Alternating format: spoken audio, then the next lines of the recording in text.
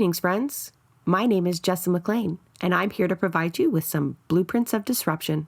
This weekly podcast is dedicated to amplifying the work of activists, examining power structures, and sharing the success stories from the grassroots. Through these discussions, we hope to provide folks with the tools and the inspiration they need to start to dismantle capitalism, decolonize our spaces, and bring about the political revolution that we know we need. So we spent a little bit of time on Blueprints of Disruption looking at Canadian politics, inside Canadian politics. And that's primarily been the NDP. For two reasons, my proximity to the party, but also it seems quite often like the only home, the only electoral home for progressives and for socialists. But we do know that a lot of left-leaning activists, particularly eco-socialists, have joined the Green Party as a means of pushing for climate action. They too, however, have been largely unsuccessful, right? Particularly in the federal Green Party with Elizabeth May and her centrist ideas that still reign supreme and are clearly not going anywhere. We asked Alex Tyrell, the leader of the Green Party in Quebec, to join us for a discussion on his efforts within that party. We asked him if all his years at the helm in Quebec, whether it's been worth the trouble. We ask him whether or not he thinks electoral politics are a viable avenue for the change we need in the time frame that we have. His answer actually surprised me. Let's listen in. All right. Welcome, Alex. Please introduce yourself to the Blueprints audience. Hi, so great to be here today. My name is Alex Tyrell. I'm 34 years old. I've been the leader of the Green Party of Quebec for 9.5 years now. During that time, I've really pushed eco-socialism. So the Green Party of Quebec, under my leadership, has become an eco-socialist, multicultural, feminist, and federalist political party in Quebec. And I've also done a lot of work trying to push the Green Party of Canada to adopt eco-socialism, including making 2 attempts at running for the leadership.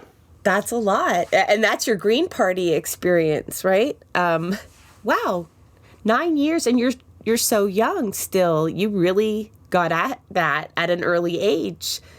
And the Green Party wasn't your first party either. No, that's it. So I started with the NDP. I went to my first NDP convention at age 18. It was in 2006. The NDP was having their federal convention in Quebec City. So I wanted to go and observe that. They put me in touch with some local people from my riding association, and I ended up volunteering in the 2008 and 2011 election campaigns. But then when Thomas Mulcair took over the leadership of the NDP, he brought it significantly to the center. And, I really didn't recognize myself in Thomas Mulcair's NDP. At the same time, it was 2012, right? We had a huge student uprising in Quebec that I was participating in, just as somebody marching in the streets. I was actually arrested twice, both times unconstitutionally. For protesting because they had brought in anti-protesting legislation. And that's what sort of prompted my shift to provincial politics, was the student movement and the fact that the Green Party of Quebec at the time was a center left-wing party that was for Canadian federalism, but that was also supporting free education, a number of very progressive policies, and the fact that people from the party reached out to me led me to run for the first time at age 24. 1 year after that, the leader of the party resigned. And so there was a leadership race in the party with 500 or 600 members. So I did everything I could. I called each and every one by one, told them that I wanted to unite the party around progressive values, that I wanted to put an end to a lot of toxic infighting that we had within the party. And I was lucky enough to win it by 13 votes in September of 2013. That's a close margin. Do you think the Maple Spring, did it, we hate using this word because it isn't all that radical. Did it radicalize you? You just needed to demand more of the Orange Party? It definitely shaped a lot of things with respect to my career and with respect to Quebec politics as well. I mean, before 2012, there was always left-wing people going around protesting different things. But in 2012, it was like a tsunami of people, coming out and marching and, sort of taking on the police at different times and, calling strikes in classrooms and in departments and universities and then enforcing them, with hard picket lines where people were blocked from going to class because, if a strike is voted, everybody has to go on strike. It's not just the people who feel like it. It's a strike is a strike, right? So You had your own anti-scab legislation. yeah. So a strike's a strike, right? So it's like a lot of confrontations and stuff like that took place, and it was incredible to see like these thousands and thousands of people marching every single night. We would meet at 8 p.m. at Barrie UQAM, and then people would take off in any direction. Leaderless protests, weaving their way through the downtown, going the wrong way against traffic, all kinds of things. And, it was a really incredible, like once in a generation youth movement where people really, took a stand. And they said, even though tuition in Quebec is relatively low compared to other Canadian provinces at about $3,000 a year, increasing it by 75% is still completely unacceptable. And if we don't take a stand for it, then future generations will always have to pay more for university. So it was a really interesting moment, and now it's 10 years in the past, right? But the pieces of that movement are still very present in Quebec politics, and really that's what I'm trying to do, is bring the energy from that movement into a continuation and to try and continue to shake up Quebec politics. So I called you into the studio, Alex, to kind of talk about how effective electoral politics are, and whether that can be an avenue for change. And here you are really lighting up talking about the student protests in Quebec and their lasting impact 10 years later. Do you feel like you had that same impact with the Green Party over 9 years? I mean, I wouldn't compare the imprint that the Green Party has made to the student movement, right? Like, the student movement was a huge thing. I was only one of thousands of people who participated in that, and we managed to bring down a majority government 1 year before their mandate was up, and we managed to cancel the tuition hike and cancel a lot of the anti-protest laws, but not all of them. So I think that was a your huge energy, success. though, like your energy in those two spaces. So maybe not as a collective, because, we're not going to say you're going to take credit for the Maple Spring Right. by any means, No. but just your time and energy spent, because 9 years as the leader of a party, really slugging it out, trying to pull some real feats off. And, we'll get into that. Not really appreciated by your federal counterparts, right? Quite the opposite. And so I guess it's a bit of a leading, we talked about Dimitri Lascaris' episode just briefly before I hit record. That was called Wasted Energy, right? Just to see where I'm going with that question. Like, do you feel like your time was better or more effectively spent within these leaderless protests, or within the kind of avenues afforded to you as the Green Party leader of Quebec within electoral politics? Well, I think that, left-wing movements need a diversity of tactics, right? And I think that, pursuing things on a political party front is important, and that it's important to do things outside of party politics as well. I've been involved in different Indigenous movements and that sort of thing as well. But I think that ultimately the left has really neglected party politics for a long time. And it makes it so that each time an election comes around, we have, almost only right-wing points of view represented by the major parties. And so, I think that the left should invest a little bit more time in political parties, and that, the movements need parties to sort of go with them. Like, you can't just have a movement, but that's not represented at all in party politics. Like, to have success, you need this diversity of tactics, just like you need direct action and other means of pressuring governments and trying to get attention and trying to get things to move. But ultimately, I think that the left has neglected party politics for too long, and I don't think that it's a waste of time.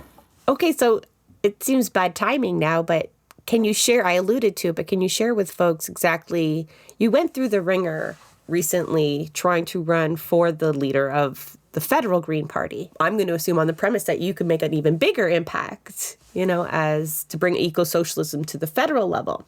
You want to tell folks how that went for you? Right. So, I think that if we had an eco-socialist Green Party of Canada, a party that was really out there on the front lines, fighting for social justice, being on the front lines of Black Lives Matter, of Indigenous movements, and also the anti-war movement, which is completely unrepresented in Canadian politics at the moment. I think that there's really a lot of change that we could have contributed to, and by having these points of view represented by a major political party, that has even seats in the House of Commons, you bring a certain amount of legitimacy and organization to these causes and to these ideologies. But that's it. I tried twice to run for the leadership of the Green Party of Canada. The first time was when Elizabeth May resigned in 2019. I had been a prominent critic of hers from within the party for a long time. We had clashed over issues like BDS and Palestinian human rights. I was the only provincial leader to support that motion at the convention in 2016. And, really a lot of left-right issues sort of got in the way of any kind of positive collaboration between Elizabeth and I. But when she stepped down in 2019, I had been circulating a petition for her resignation after the 2019 election. I thought there was a lot of mistakes that were made. I thought that, no wonder her you two position didn't on get along. Yeah, that's it. I thought that her position on abortion also is very questionable, especially for the times and the different things that she said during that campaign. Her approach to Quebec was soft on Quebec nationalism, so wasn't really willing to speak out against discrimination of religious minorities here in the province. And also that her position on the tar sands at the time was completely unacceptable. She had, in the beginning of 2019, released a platform saying that we would invest in bitumen upgraders for the Canadian tar sands, that we would ban the import of oil from other countries and bring Albertan oil to Quebec and refine it here for our use, which runs completely counter to the entire environmental movement in this province. I was, in a really difficult situation there, because either I defend this policy or I take my distance from it. I chose to take my distance from it, and I even went to the Alberta tar sands to visit them in the summer of 2019. I launched a petition calling on her to change her position. So basically, when Elizabeth resigned, all the journalists were asking her, is this because of Alex Tyrell? What do you think about him as a leadership candidate, this sort of thing? And I, at the time, said, I'm considering running for the leadership. So I managed to build up a huge amount of national media coverage about my candidacy right from the very day that she resigned. But unfortunately, it became clear that Elizabeth wasn't really ready to step away from the party. She had talked a lot about succession planning and this sort of thing, that she would only step down when she had a replacement that was ready and this sort of thing. And of course, another criticism of Elizabeth was that the party was really very low on diversity, had less, people of color running than any other Canadian political party.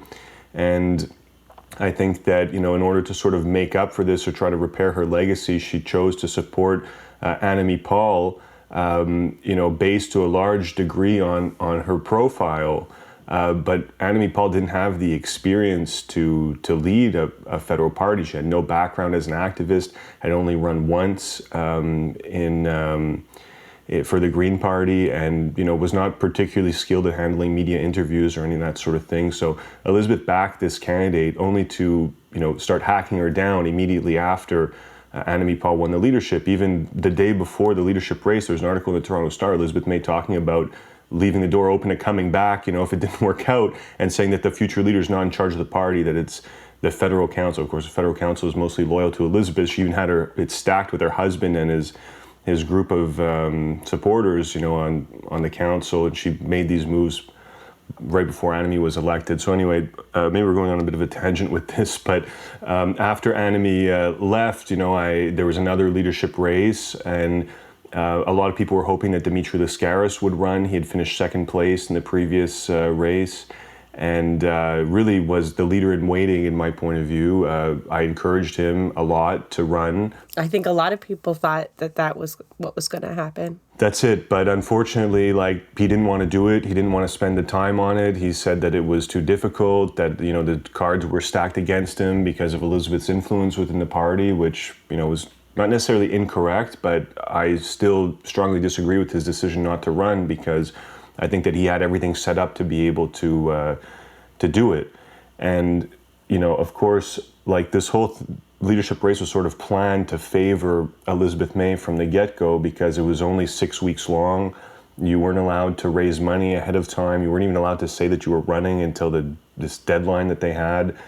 And there was no way to meaningfully engage the membership because they didn't share the email address list, so you had no way of contacting really the members directly. This, like, folks will hear a lot, and you spend time inside the NDP. This is very reminiscent of how the federal party works, for all of their internal elections as well. Establishment decides who is going to be anointed. We saw that in BC with the premier race. In Ontario, it repeated itself. I've never spent time inside the Liberal or the Conservative Party, but I'm curious if this is just a cookie cutter approach right across the board, like so very tightly controlled. It's sad, I think. In terms of the NDP, I think you can make the argument that Jagmeet is a likable leader. He polls well, right? And he handles himself well in most situations. I don't like his politics, so I don't like him as leader. But you could still say from that marketing perspective that we got to win an election kind of approach, no matter what. Yeah, sure, great. But I would argue that Elizabeth May is a detriment to the Green Party because of all those questionable positions you just brought up and the fact that she's just been there for so long and now this is just repeating itself. It really discourages the youth that are particularly determined and understand the short timeline that's there and have kind of given May a chance. And yeah, I feel like when I hear the chatter around the Green Party, that's where the distrust comes from, is her leadership and people's unwillingness to come from the NDP and go into the green spaces is because they figure socialists are just equally as unwelcome. They really tried to get you this time, though, right? Like, they were not even going to give it a shot. Dimitri got close, right? He was quite close to winning that leadership the first time, but they weren't even going to give you the chance. No, that's it, and especially this time because the way that the rules set up, were somewhat advantageous towards me. For one, they put in a requirement that you had to have a quite high level of French. Of course, I'm perfectly bilingual, so wouldn't have been a problem for me, but it reduced the number of candidates in the playing field. And since it was a short period of time, it favored somebody who's already relatively well known, and I do have somewhat of a profile within Green Party of Canada, and also that they had scheduled this leadership race to coincide with the Quebec general election campaign. So I guess they thought that maybe I would be busy with that and I wouldn't run. But then when Dimitri decided not to run, well, a lot of his supporters contacted me and they said, we need an eco-socialist candidate. Do you want to run? We'll support you. And I said, look, I don't recall any other time that somebody has been leading a provincial party through an election and simultaneously campaigning for a leadership of a federal party. But I never thought of that. You must have been so busy. But it doesn't mean that because it hasn't been done that it's impossible, right? So I was like, okay, well, I'll give it a shot. And in the end, I could have, really used the publicity from both these races at the same time to generate a lot of attention and potentially pull it off and win the leadership, right? So those factors sort of came together, and I think that the establishment panicked a bit. And I think that Elizabeth May absolutely did not want to go and debate the future of Green Party of Canada with me. They're like, no way, no how, right? So that's it. So they. I bet you missed that opportunity, eh? I know, but because that was always my favorite part of being a candidate, even just local federal election there, just getting to sit at a table with your opponent, your ideological opponents, and really laying the argument out and watching them squirm because, that they just don't have the right answer. Yeah. But I would have so liked not to only see did they that, block Alex. me from the race, but they threw me out of the entire party so that I couldn't even vote in the race. And so it's very unfortunate. I had a lot of people write to them and stuff like that, and they were pressured. Actually, the president of the party resigned later on, citing my expulsion, amongst other reasons, for her resignation and that sort of thing. But I mean, the thing is now, Elizabeth has the deck completely stacked there. It's, her daughter's good friend is the president of the party and stuff like that. It's, it's completely locked up, at least for the moment. And I expect it to stay that way. And Elizabeth has this way of telling people, oh no, I'm not in charge of anything. It's the federal council. It's this, it's that. But like, who's the federal council, right? Who's the federal councilors loyal to? Who supported their campaigns for federal council? Like, you know, so it's really locked up for the moment. She has loyal supporters, like in all decision-making roles of the party. And so the left has sort of missed its chance. And I thought that it was really unfortunate that, you know, after my expulsion, that there was no other left-wing candidate that really stepped forward. And I think that that shows, you know, a sort of a disorganization, a demobilization of the left. And since like we were not able to come to the table there and to, you know, run a strong eco-socialist campaign, you know, I think that we missed an opportunity. And that's why you need to have not just one person or whatever, or a couple, you know, Dimitri and I, like, we need more people like pursuing this tactic. But then on the other hand, like, we try and bring left-wing people in and they're like, man, this is horrible. You know, I'm just like, kind of, you see me chuckling there, and I know there's just so many friggin' parallels. And especially when you say, like, there's got to be more people, because the pressure that was put on me to run for the Ontario NDP leadership by the grassroots, because I had been essentially one of such a, maybe like less than a dozen members who are actively vocal and like pushing the party to take more leftist perspectives, to be more inclusive and accessible and transparent and all of that. And I burnt out. And when that came, I understand all these mechanisms that you're describing.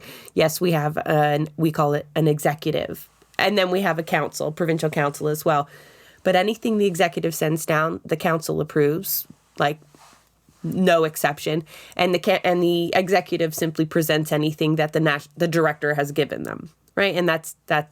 So it's the same kind of structure that makes it almost impenetrable, right? So even though running a campaign gives you a platform, when I asked Dimitri, you know, did you run to win? I thought maybe you just ran, you actually ran to win, and he admitted he didn't. Like me, you know, like it was just like, you got to air some grievances at the very least. Like you're saying, at least there should have been an eco-socialist message as part of that leadership campaign, so people could hear it, even if it didn't win, right? So that people could start to do that shift. But I don't know why somebody would run for something without the intention or the willingness to win it, right? Like that. Oh, it's not a willingness, but it's a. And I'd say the opposite, Alex, because I get really disgruntled by folks who say they don't want to run because they won't win. That's when do you understand? Like, it's not like I don't want to win, that I won't do a good job if I win, that I'm not ready to win and take that position, but that I'm fully aware that I am the biggest underdog you've ever seen, and I don't give a shit, right? Someone is going to get up there on that platform and speak against what they're doing. And if you only allow establishment candidates on the slate, they're simply just going to sit there and cheerlead, right? And talk about how great of a party we are, right? And then no work gets done. So like, it was that kind of approach, right? Where win or lose, we're doing it, right? And getting close to winning is just like that added bonus, or maybe a validation, right? That in fact, that protest position, that anger within the party, that frustration is valid, right? So when Dimitri got close, that it showed that there is a sure appetite amongst Green Party members for eco-socialism. But I think it's those mechanisms that you're describing that keep a lot of people at bay, whether it's the language requirements or the knowledge that this is how it operates behind the scenes. So do I have the energy to spend in those spaces rather than in my community on the streets or whatnot? So, you know, knowing what you went through, and, you know, they've even issued a report now. They had an internal report that acknowledged your expulsion was not just, and we all know that now. You still advocate for electoral participation by the left. But do you mean in these parties? Like, do you think the NDP or the Green Party are those vehicles? I mean, I think so. You know, like I will admit that in terms of the Green Party of Canada, we've been set back a number of years by Elizabeth May's return and that sort of thing. But, you know, you're saying that Dmitry was difficult for him to run with the establishment against him, that sort of thing. But I think that if the left, we would have been a little bit more organized, going a couple years back, that we could have run candidates for federal council. The eco-socialists did not run candidates for federal council, and it's difficult for us, right? And I've sent people to go and try and deal with the Green Party of Canada before, and they end up getting burnt out, and they make them sign confidentiality agreements when they're on the council, so they can't report back, and they can't, go outside for support or advice on what they're doing because they've signed these agreements. So they really, if somebody is there and they're agitating for the left, they can target them, and it's pretty easy to get somebody to give up a volunteer position like that, right? So a lot of people get burnt out, and that's why something like this would have to be very structured, and it would have to have people that are willing to go into a very toxic federal council environment and stand their ground despite the attacks and despite all of the pressure and this sort of thing that's put on them. And it's something that's very difficult to do, that not a lot of people are willing to do. And it's not just something that you would do for a few months, right? It's something that would have to be a sustained effort over a number of years, right? So that's another challenge for the left in party politics, is getting people to pursue these objectives, not just for one convention or one election, but over a sustained period of time. I'll tell you, they are expecting that though, Alex, right? So the work that we did with New Demochat didn't start like that, but that's what it became, was connecting leftist executives in riding associations across the country for them to, first just prop each other up, build Twitter profiles and, the easy stuff. But then 100% it came to organizing around consecutive conventions. I think we did at least 3 as running as many candidates as we could, coalescing the left. So when I ran for party president and was the most successful, I think it was 33% of the vote, that required, and we brought all the socialists around. There were other socialist presidential candidates, but through discussions with them, they withdrew so that I could be the only socialist on the ballot. I respect them a lot for that and very much appreciate it. But I think what I'm trying to say is there has been massive efforts to get on the executive to fill the council. And they just come up with new tools, like allowing more labor delegates at convention that are given instructions on how to vote, right? So even if you do get all the delegates, right, you convince everyone to pay to go to convention and first get elected to go to convention, then pay, then go, you're still going to be outnumbered by people getting told who to vote for from their superiors. And then, like you say, a few successes were happening. We got folks onto the executive. They were driven out and then harmed, right? Their capacity to do even work in their communities was sucked from them because of the emotional toll, the time, the energy, and then, what happens to your contacts in your circle of comrades and stuff like that. So I just I cannot speak for the Green Party, but I was only a small part of that. There have just been such sustained efforts to reform the Workers' Party for so long. I'm just so skeptical that, you're going to find a way in the Green Party in time to make a difference for the climate action that we know has the stopwatch going. Right? So even if you're successful, I feel like I don't want to discourage you, but I did bring you on here so we could talk about this, right? Even if you are successful over maybe 2-3 years of sustained organizing where you can pull all the leftists out of the NDP and get them to focus their energy here so that we're not divided, you're still in a small electoral party that has a very limited sphere of influence at the moment. And then, again, that clock is just still ticking, ticking, ticking. So, I guess on this show, we spend a lot of time advocating people to seek other avenues And you acknowledge a diversification of tactics is needed. And I think most people would agree it can't be abandoned. But I think the efforts that you need, that you're describing, that could be successful, it might kill people. Like quite literally, Yeah.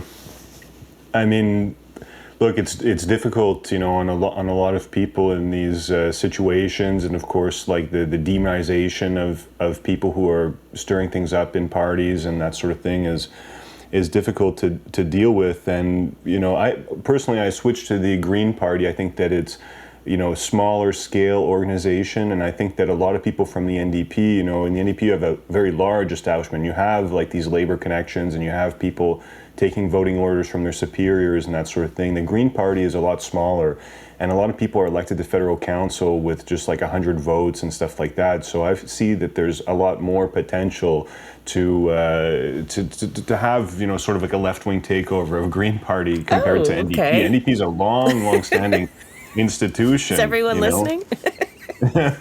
With a lot of MPs and a lot of stuff that, like the establishment has a much stronger grip. There's a lot more people in the NDP who are there for their jobs and that sort of thing, and who want to move up, at all costs. So I think that the Green Party is a more viable vehicle than the NDP. And, in terms of like the clock being ticking and can we really achieve like everything through this, like, I don't think that, it's fair to put like the responsibility for that, on one person or a group of people. For me, the way I see it is that like I'm only one piece of the puzzle, right? And what I've managed to do through my involvement in the Green Party of Quebec is to anchor it strongly on the left. I've managed to be a voice for multiculturalism within Quebec politics, which is not always easy. We were able to go and support the Muslim community when they were being attacked by different governments. We even had a woman with a hijab running for office on Green Party banner. We managed to hold the federal party to account when they were sort of selling out on the tar sands and on Palestinian rights and that sort of thing. I've managed to be in the national news a number of times over the past 9 years. And I think that like this is only one piece of it, but I would rather have a Green Party of Quebec or of Canada that's putting eco-socialism on the election signs, proposing, like in this past election in Quebec, we proposed to... Wait, did you guys actually have them on your signs? Yeah.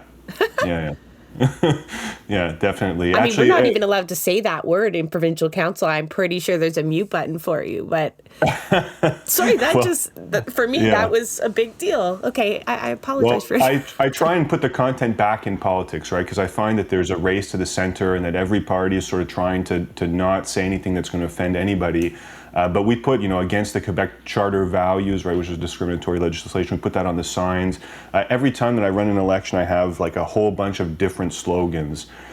This past one, we had a policy where anybody who owned more than 10 rental units would be expropriated, and the people living in the apartments could, either buy them or rent them with a rent-to-buy program. So, we went around saying that, like, the landlording business is illegitimate and that this housing crisis should be solved by, really cracking down on the landlords, breaking, like, their sort of hold on the real estate and allowing everyday people to own their apartments. It's actually something that, it might sound a little bit radical, and sometimes left-wing people are like, oh, that's really intense, how are you going to get that across? But to the everyday person in the street, this sounds like a completely reasonable policy, and we put that up on our signs as well. So I think that, like, it's better for the left and for the environmental movement to have a Green Party that's like that, that's, against war and against, like, the military-industrial complex, and that's, like, holding down these things and fighting against privatization of the healthcare system and that sort of thing. Like, I think that it's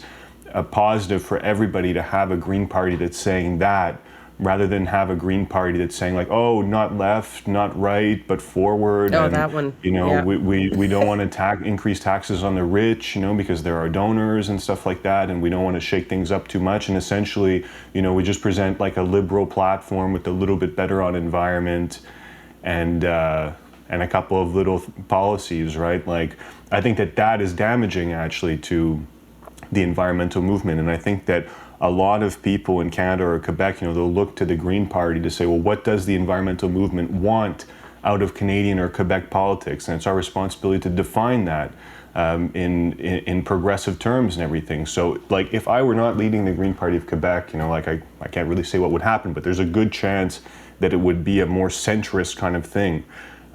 So I think that my involvement through party politics has managed to shift the discourse to the left ever so slightly, but that is a valuable thing to have, and even some people would say essential. So sometimes people are like, oh no, but forget party politics, all a waste of time, doesn't change anything. Like, I'm not saying that what I'm doing or what a group of people could do in Green Party or anything like that would like change the world or anything like that, but we can be one piece of the puzzle to move the society more to the left. That's my goal, is to move Quebec politics as far to the left as possible, as far to inclusion of minorities as possible, and to call into question capitalism at these key moments during election campaigns. And the way that the public and the media and stuff like that reacts to this is sort of out of my hands, but I think that it is important to put that voice on the table. Absolutely, it's out of your hands, and I'll agree with you there that there's no space for worrying about what the temperature in the room is when you have a message to send out, honestly, because that's when it becomes a marketing campaign and not a battle of ideologies, right? Where there's education that needs to be done on the voter level, right? And these watered down campaigns just don't eat away at that problem at all. And I feel bad because in my last episode, we talked about developer money in politics, but I was griping about that there's no politicians out there that talk about the decommodification of housing. Oh, yeah. So when you said that, I'm sitting there going, well, great. The very next episode that airs proves me wrong. But so there you are. Like, there is a party out there. There is a party leader out there that does absolutely try to challenge the narrative that there are good landlords. So I apologize, Alex. Well, for us, it's 10. We want to nationalize everything that's 10 units or above, right? So technically, you could still have those small landlords that have less than 10 units, but because a lot of people, like, when you say, like, oh, we're against landlords, like, oh, but my landlord lives in the building with us, takes good care. And, like, there are certain landlords that do that, right? But they're a very small minority. Most of the time, it's these giant corporations that own thousands and thousands of apartments and that just do everything to jack up the rent and that sort of thing. So, by putting it 10 units and over, you eliminate those people, at least in the phase-in of this project, while, completely destroying, like, this capitalist model of, appropriating like thousands, hundreds, or dozens even of apartments. All right.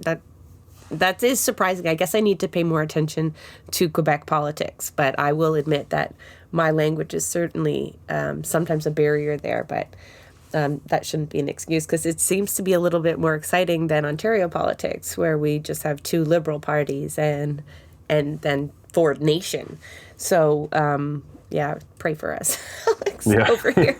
But yeah, and the Green Party of Ontario also is known as one of the most moderate Green parties in the country, and they essentially stick to 3 or 4 key policies like fighting the highway expansion and mental health care and a couple of little things like that, but they don't call into question the capitalist model itself, and they certainly do not advocate for socialism. Yeah, I think a lot of people forget that Elizabeth May herself was a conservative, Absolutely. I will give the Ontario Green Party some credit here, which I don't like doing, but they were the only party originally that advocated to double the assistance rates for folks on disability payments, and really outflanked the left on that one. So that was a big deal here in Ontario. There's like 500,000 people here that are on legislated poverty, and the NDP came out saying they wanted a 20% increase when, that wouldn't even undone what a previous progressive conservative government had done. So it was really disappointing. And then they came out looking like the real shining star there. And their leader actually is quite popular amongst leftists here. I do see them retweeting him a lot. So I think I've even been caught retweeting him once. And I'm like, oh, no. Yeah. No, I mean, it's okay. It is the Green Party, right? It is like progressive and everything, or more progressive maybe than the NDP a lot of the time. But, I find that it could be pushing the debate a lot further than it is. Yeah, and I think there's always this huge disconnect between what the front-facing narrative of the parties are and what the membership are advocating for. I think that's even true of like your Liberal Party. I think most people who consider themselves Canadian Liberals are peace-loving, like to a degree, but they also they'll swallow anything Justin says to them at the same time. But, if they were filling out a poll and are you pro-war, anti-war, I'm sure most Liberal would check anti-war, even though they're supporting a party that does the opposite. And like, this just rings through all the parties, which... I mean, everybody's anti-war until war breaks out, right? Yeah, and then they pick a side and arm them to the teeth, right? Yeah. So... we talked about that again before we started recording, and the whole, what they tried to pin on you was, you talking about Ukraine. And as we know, you absolutely cannot be critical of Ukraine at the moment. In fact, I think it's a prerequisite you add their flag to all your Twitter handle if you are a bleeding heart liberal of some sort. So I understand the kind of pushback that you got there, and I'll go on the record as to saying I believe that was completely unfair, and we know you've been validated by that internal report to a degree.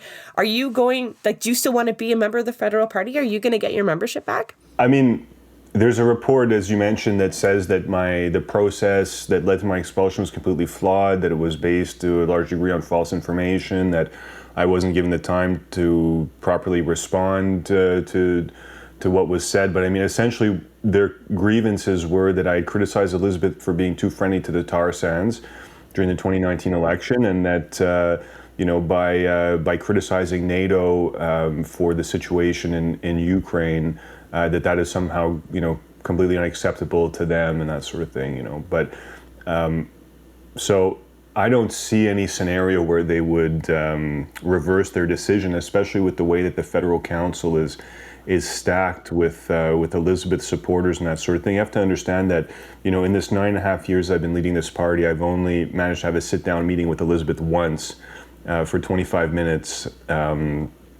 and she had to leave early and all that. So, I mean, there's not much... Oh, she had to leave early, did she? Yeah. yeah, that's an old trick. There's not much of a way for me to, I've reached out many times and stuff like that. There's no real way for me to work with Elizabeth. The door is completely closed. She was instrumental in my expulsion from the party. She has no reason really to turn around now. She's in 100% control of Green Party of Canada. And, despite all of my supporters being outraged, and despite having hundreds of people send in letters, in my support and asking for me to be admitted to the leadership race, and the resignation of the president and people on federal council over my case, like, they haven't moved, right? So I don't see why they would retreat now and say, oh, actually, you can come back. So that's where it stands for that, right? And it's a little bit unfortunate, but in any case, there's not much happening in Green Party of Canada for the next foreseeable future, right? Elizabeth, I think, is, going to be there until the next election at least. She got less than 50% of the votes, right, on the first ballot in this leadership race. But with less than 36% voter turnout? Very low turnout, and I think that's why, somebody like Dimitri should have run, because like he got more votes in his race than Elizabeth got in this one. You can't say that, Alex. You said it before and I didn't challenge you on it because like there's just so many personal things involved, right? Because I'm taking it a little personally just because so many people that I respect and I'm close to like really wanted me to do something that I just didn't have the capacity to do, that really, I think, would have harmed my mental health, my family life, my financial security so much. Like, and I can't speak for where Dimitri was at, so I'm not saying any of those kinds of things played into it. But, like, from a coach perspective, all the pieces were aligned and that would have been your ideal quarterback, right? Like, I get it. Like, and from your perspective, he should have, because we could have won, like, as a team thing. But, I just wanted to make that note there because you just never know what folks have, right? Like, because I felt that a lot of people were disappointed in me for not running because we knew, like, you're saying there would be no change within the party then for quite some time, especially since we seem to be a party that has leaders for a really long time. And Yeah. And so, yeah, I guess I kind of took that a little personal when you said he should have, because I imagine there's a lot of conversations around who should have stepped forward for the Ontario NDP, right? And Jill Andrew was one of those top competitors that everyone thought if she could challenge the status quo, we could all win. And then we get a statement from her telling like the weight that carried and the pressures that were put on and the barriers put in place. And you start to get an idea that we wish there were more of us, but it's just like such a battle, outside and inside, that it sucks our energy even more so. Like, I know you recognize that. You talked about burnout. Yeah, I mean, look, I have those pressures on myself too, and obviously if I gave up, a lot of people would be disappointed, but what I compare it to is like a civil disobedience, right? Like, I spent a week over at Fairy Creek, and people there are climbing up on all kinds of structures and, putting themselves on the line for arrest and brutalization by the RCMP and this sort of thing, so like I see my involvement in politics, as being similar to that, right? And those, actions are stressful, right? They're dangerous. They have come with chances of charges and that sort of thing, jail time, all kinds of stuff, right? So, for me to have like some people making some nasty comments online, or people going around trying to get people that work with me to stab me in the back and that sort of thing, and the emotions that come with that and everything is unpleasant and uncomfortable. But at the same time, I think that some people have to, take on certain burdens, right, to have things advance, and when I compare what I'm doing to what other people are doing in terms of civil disobedience, I think that it's manageable, right? But you have to have like a group or a larger support network of people doing this. It's not just like an individual leftist here and there that's going to be able to like change this whole thing. Like, look how well organized the right and the establishment of both the NDP and the Green Party are, right? Like the left has to compete with a similar level of organization, determination, and persistence also. Yeah, no, I get what you're saying. I guess my position is that if someone's going to go through those lengths, I think I would rather them be spent on something more disruptive to our systems. But you've really given me a lot of food for thought in terms of the necessities around engaging still in those spaces. Like I'm personally not in any space to wade into those spaces again at the moment, but I'm more than happy to help people navigate them and do better than I did in those spaces. So, a good collection of folks willing to kind of rotate in and out and fight on those front lines would be very helpful. And I feel like the left is divided between these two parties. And probably some stragglers in the Liberal Party that just want to win for once, vote for a winner, and are willing to kind of swallow the awfulness that comes with it, unfortunately. But I wish our efforts weren't so divided on that front. That's frustrating, I think, for a lot of leftists, right?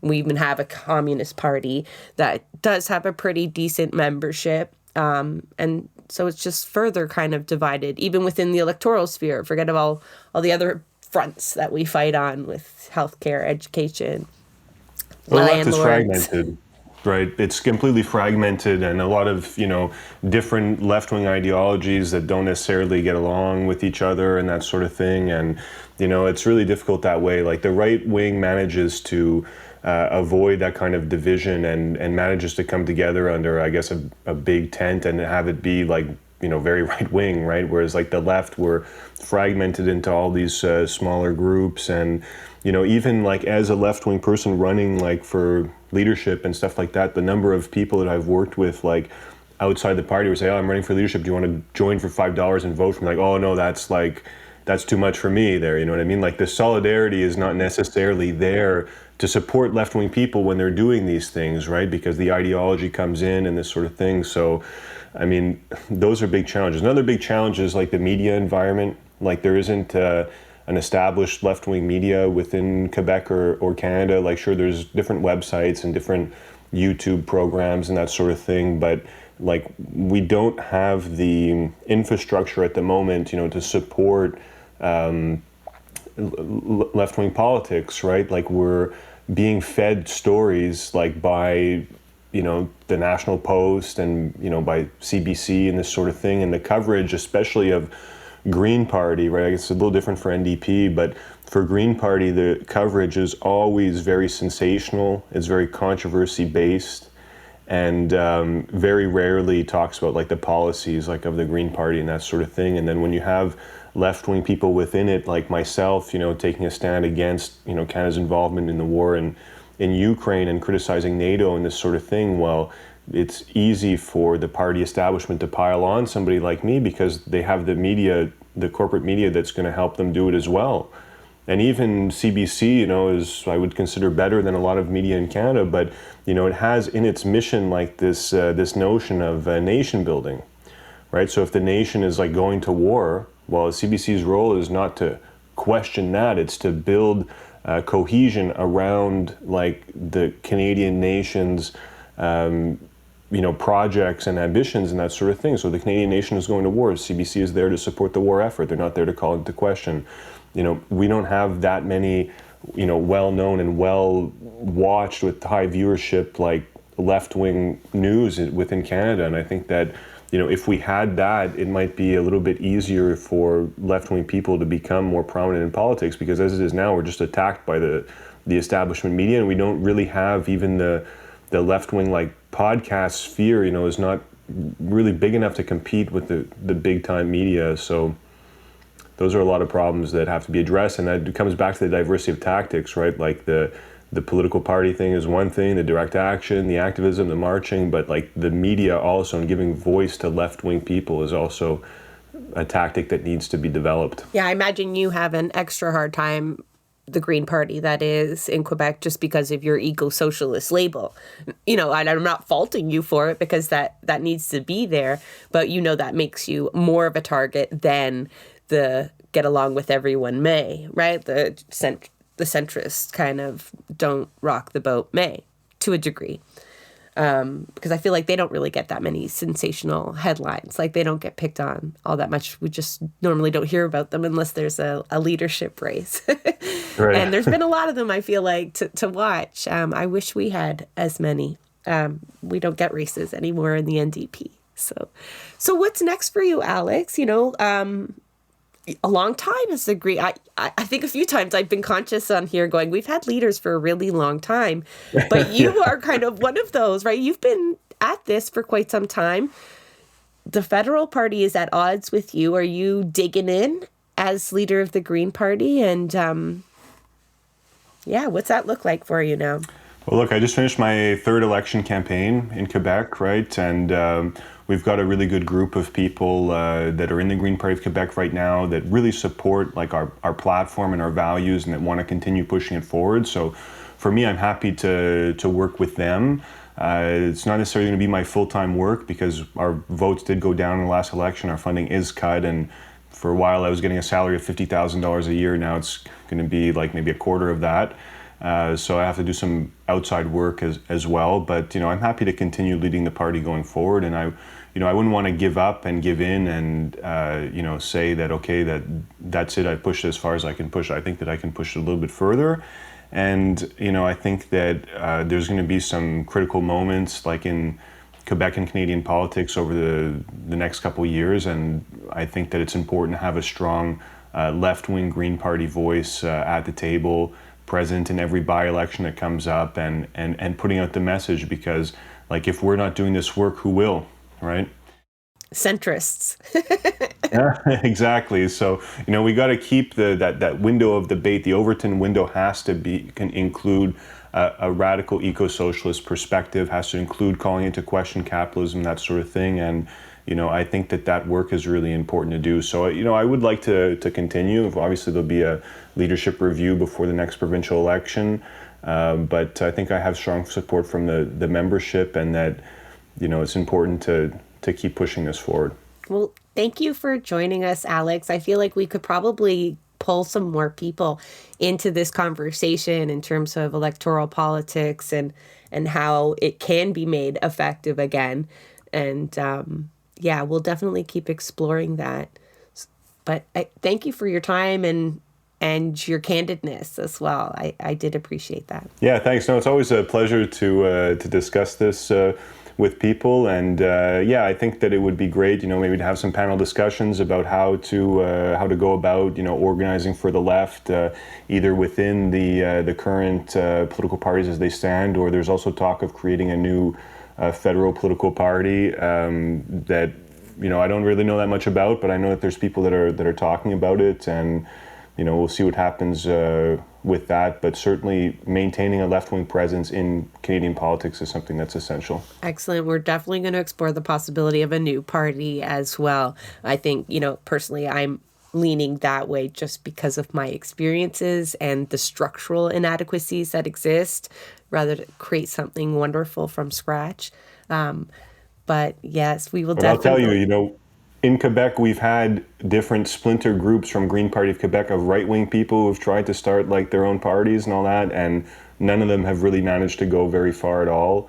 And, as much as the idea of a new federal party is interesting and should be debated, it could take a really long time for something like that to become mainstream. Sometimes when you create a new party, you have an article the first day, and then you go into complete media blackout, for years after that. Just ask the People's Party. Yeah, it's a little bit easier for right-wing parties than for left-wing, because they have the support of the media establishment and that sort of thing, and they got the money and the rich donor base and stuff like that, which, eco-socialist politics is a little bit harder to raise money, right? Yeah, than if you're Pierre Poilievre or something. Oh, yeah. Yeah, no, there's just so many issues that need to be discussed around a new party, the need for electoral reform and different funding rules. It is a slog, but... Well, I'll tell you, I'm also a product of the public financing system here in Quebec, right? Because we have the most progressive funding regimen from anywhere in North America, really. Our party is funded based on the number of votes that we get, and our donations are capped at $100 per person per year. So wow. This is very different. Every other province, right, the Green Party's got to raise the money, or at least most of the money, to be able to pay just their basic expenses. And personally, as a 25-year-old person becoming the leader of the party, I would have no capacity to raise hundreds of thousands of dollars a year. But for each 1% of the vote that you get in Quebec politics, they give you $100,000 per year, right? So I think, the federal, it's one of the reasons also that we have this cleavage between Green Party of Quebec and Green Party of Canada. Green Party of Quebec is not accountable to a donor base whatsoever. We do have people who donate, but such a small amount of money that they can't buy any influence. On the other hand, the federal level, you got people that are donating over $2,000 per year. You got couples that will double that. They're giving almost $5,000 per year. And, they don't want to hear about taxing the rich and that sort of thing, right? So it has an influence on the politics of the party. And when Harper cut the per vote subsidy back in 2011, this is a gesture and a policy change that was designed to screw up the left, And I don't think that Green Party of Canada would have drifted as far as to the right and to go to the point of saying that we need to continue tar sands if they weren't dependent on a donor base. Yeah, no, I'm glad you kind of added that on at the end, because, again, it goes back to our last episode. We were talking about the need to take money out of politics, not just developer money. And there's so few political spaces that have public funding attached to them. It's a trend that they're trying to reverse in the United States on the local level. But yeah, it's very important. And I would say that even, in Quebec politics, the entire Quebec politics has shifted to the left as a result of this funding change.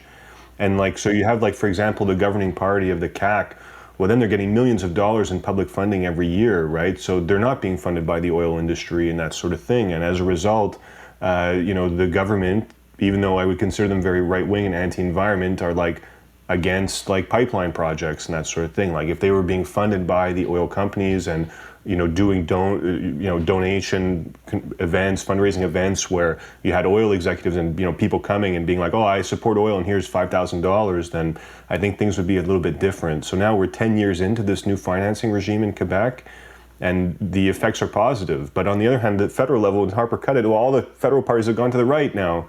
So funding is important. The public doesn't know that much about it, but it's really, really important in determining policy and making sure that the government decisions are made in favor of the voters and not in favor of the donors.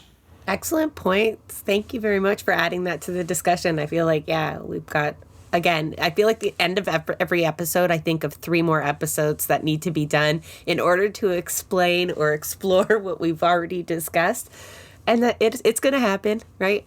So I might call you back here, Alex, because I did enjoy this conversation. And again, thank you very much. Yeah, be happy to come back anytime, and really a pleasure meeting you for the first time today, and we'll stay in touch. Great, thank you. I just wanted to take a moment to remind folks that your level of involvement, particularly in politics, is entirely up to you. We each have very unique circumstances and limitations. It really is going to take a diverse set of tactics and approaches to transform our society. And there is no wrong way. Only you know where your efforts are best spent. That is a wrap on another episode of Blueprints of Disruption. Thank you for joining us. Also, a very big thank you to the producer of our show, Santiago Halu Quintero. Blueprints of Disruption is an independent production operated cooperatively. You can follow us on Twitter at BP of Disruption. If you'd like to help us continue disrupting the status quo, please share our content, and if you have the means, consider becoming a patron. Not only does our support come from the progressive community, so does our content. So reach out to us and let us know what or who we should be amplifying. So until next time, keep disrupting.